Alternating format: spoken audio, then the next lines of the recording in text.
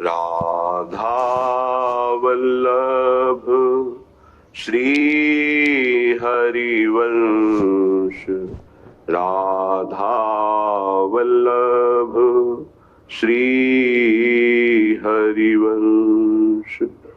वृंदावनेश्वरी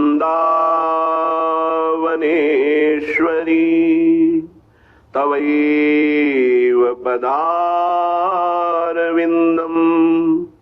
प्रेमामृतैकमकरन्द रसौघपूर्णम्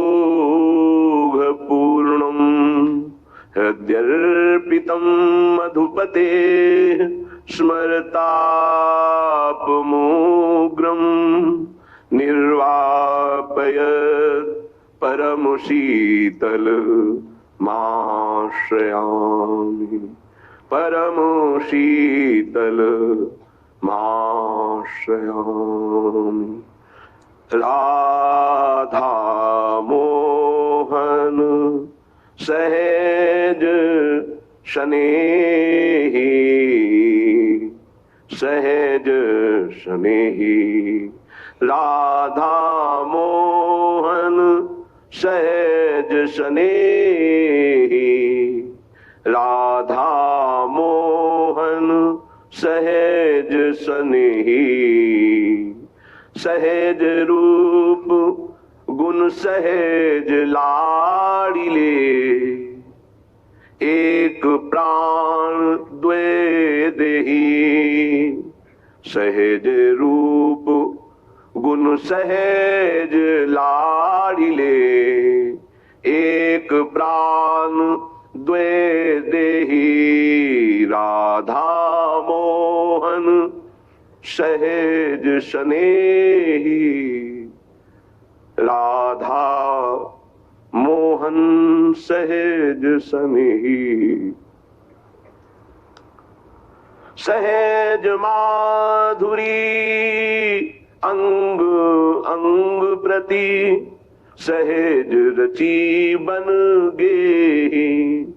व्यास सहज जोरी सोमो मन, व्यास सहज जोरी सोमो मन।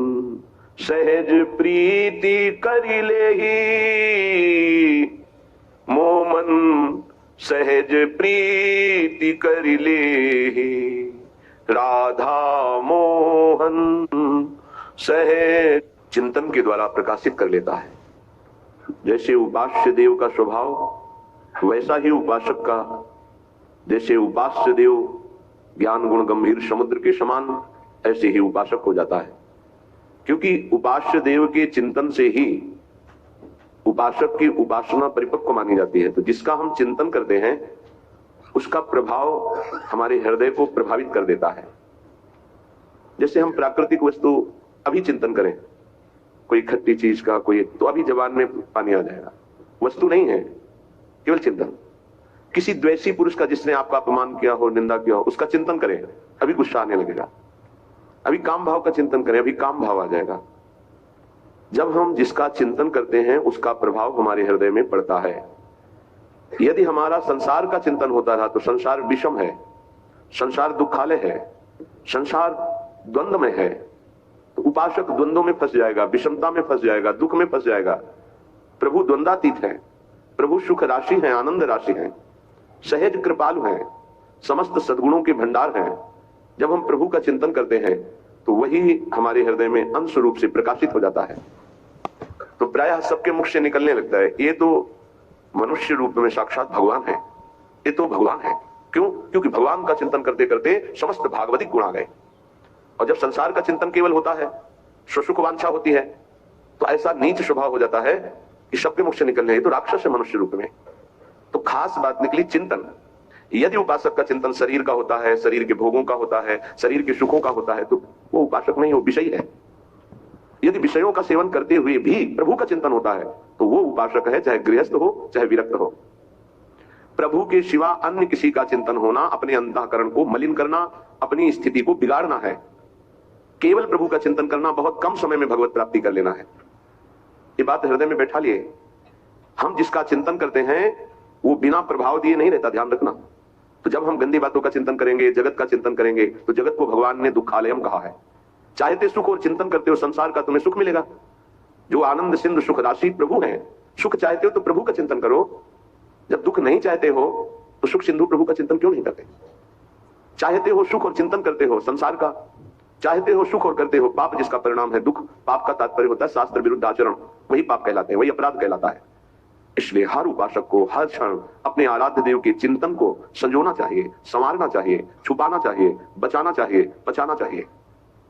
ऐसा कर ले गया तो दिव्यानुभूतियां उसके हृदय में ऐसी, सच्ची मानिए, आपको जो सुख प्रभु के चिंतन में मिलेगा वो ब्रह्मा के पद में भी नहीं है। ये केवल कथा नहीं है कि प्रवचन किया जा रहा है केवल। आप चित्त जोड़िए थोड़ा प्रियालाल से, किशोरी जी के चरणों में चित्त को जोड़िए, राधा नाम से चित्त जोड़िए। जपना और चित्त जोड़ना थोड़ा अलग अलग है। चित्त जोड़ने का मतलब है तन्मया स्थिति। नाम चल रहा है, नाम देख रहे हैं, नाम सुन रहे हैं और कुछ चिंतन नहीं है, उसे तन्मय कहा जाता है। नाम में तन्मय, रूप में तन्मय, लीला में तन्मय, सेवा में तन्मय। बिना तन्मय के चित्त संसार का चिंतन करता है और क्रियाएं भागवतिक होती हैं तो आनंद का अनुभव नहीं होता।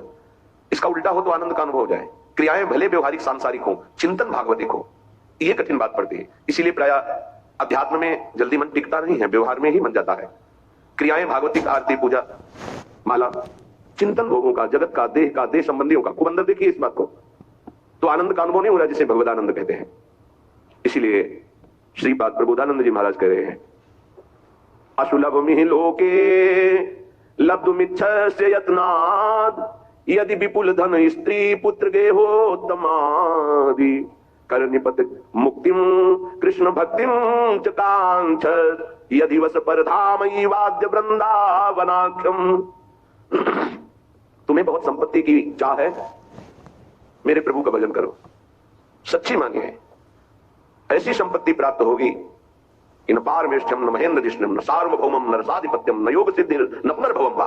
विश्वास करो, 4 दिन भजन करते हो, ऊब जाते हो, ऐसे नहीं। लक्ष्य की प्राप्ति के लिए प्राणों की बाजी लगाई जाती है, चाहे कोई लक्ष्य हो। लौकिक